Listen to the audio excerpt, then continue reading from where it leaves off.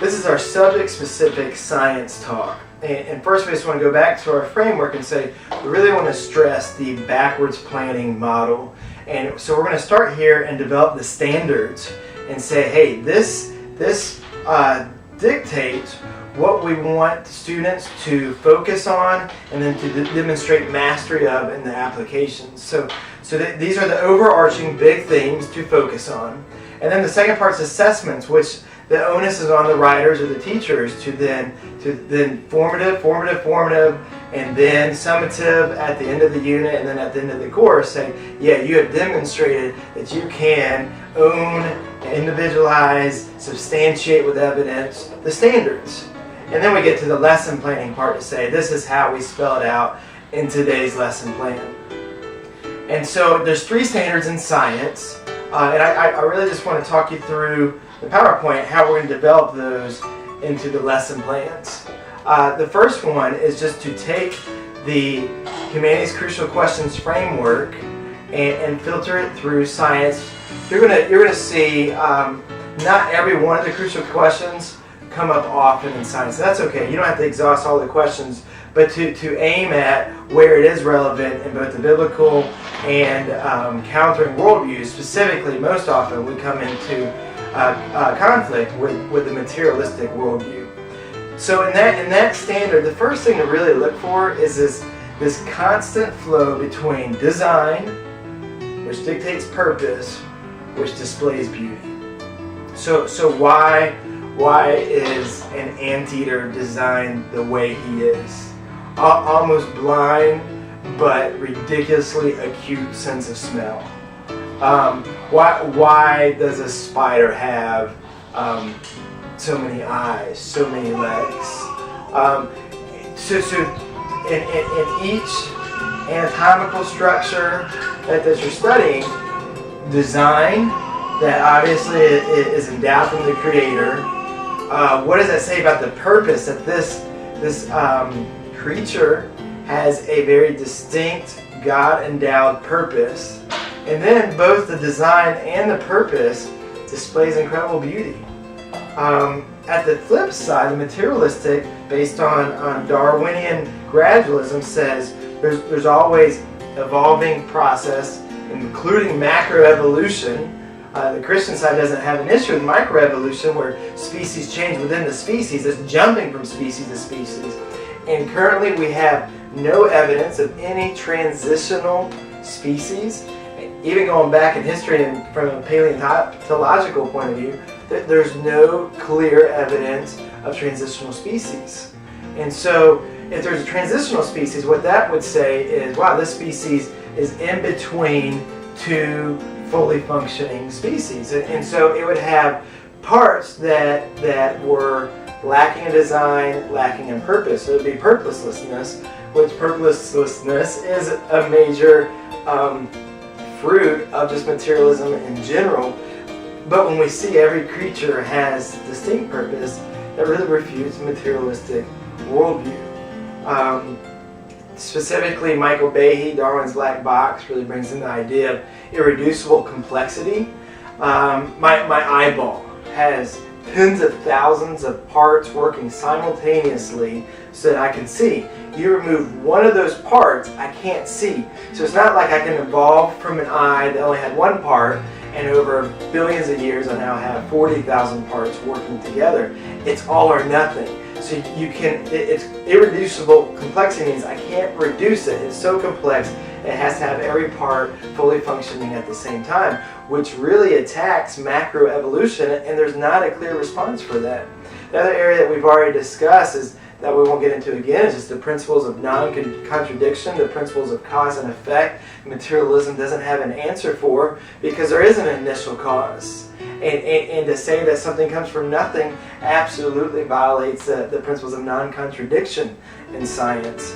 And the second law of thermodynamics, that everything's going from order to disorder, yet we could say, hey, a meteor hit the universe 65 million years ago, it messed with the tilt, which is why the dinosaurs are now extinct, but then started giving progressive life to animals growing and just the distinction and complexity, and boom, we got humans.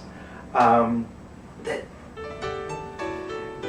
one, that's this order going to order, and two, the probability of that, we don't live off that probability. One astrophysicist, which is well regarded, says that the ability for life to exist on this planet, scientific notation we're going to talk, would be 1 × 10 to the 40,000th power.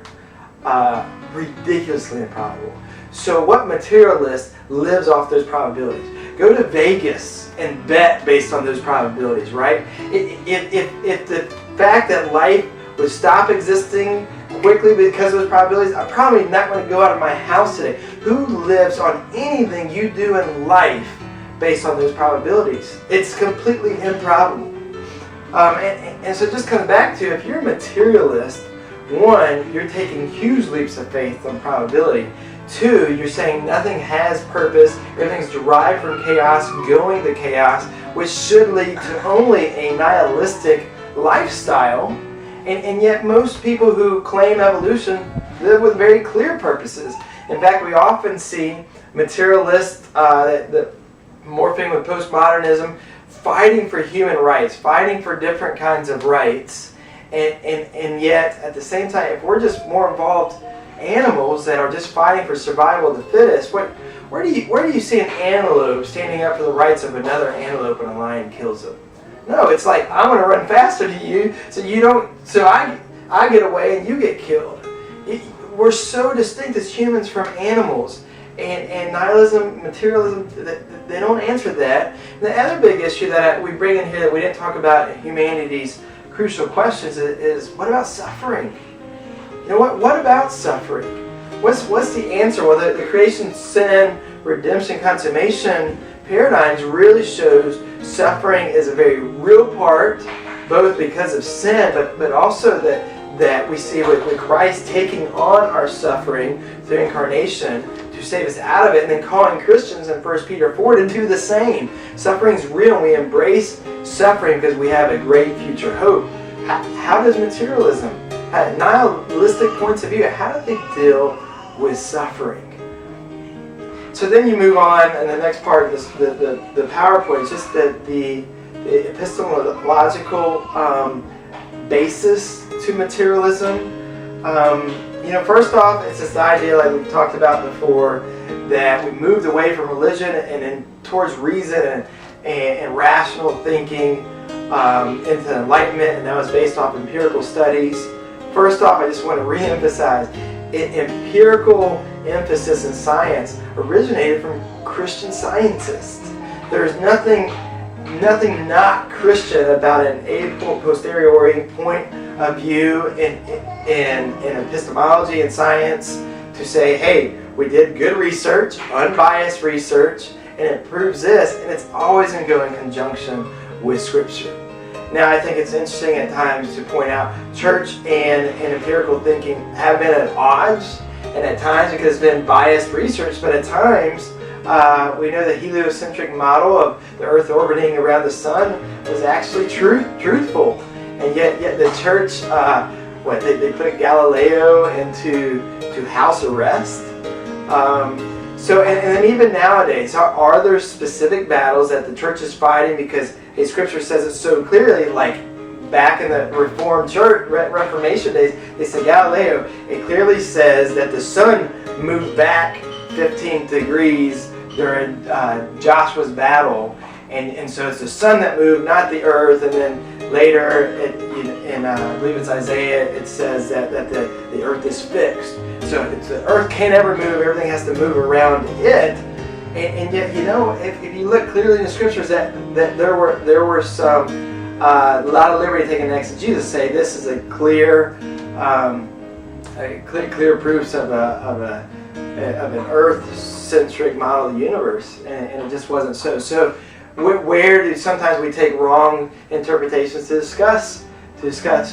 corroborate biblically what are things happen empirically? But at the same time, you have to be very careful with the bias studies, the internal, external validity, the reliabilities. But we should support empirical studies. In fact, I don't understand the materialistic groundings to say, hey, we came from chaos, we're going to chaos, but we can trust in natural laws and their consistency and their constancy. I think Richard Dawkins almost undermines himself when he says if you ever see a statue all of a sudden wave its hand, then we'd be able to explain that scientifically. That would not be an instance of the miraculous. But that's absurd, and yet we're talking about such constancy, such design, such purpose, and originating from chaotic beginnings and going to chaos. I don't see the grounds to trust empirical research. In my qualitative research class, the professor just kept emphasizing from a postmodern point of view that we are creating our own truths as we go. That is chaos. Yet there's clear, even statistics, there's clear proofs of central limit theorem and whatnot. There's always order. Then whoa, we're not creating truth, we're discovering truth. Yet bias is always going to come into it. I think of Leakey's discovery of Lucy, the Australopithecus, and supposedly this transitional creature. And yet, as they were digging up the bones, he just celebrated, saying, "We found her. I've looked my whole life for her. We found her." And what kind of bias goes into that kind of science? So that's what we're up against. And then finally, in science, just a constant push: walk in awe. Lead students to awe. Walk in awe of God, making Himself knowable in His greatness, and He is worthy to be praised.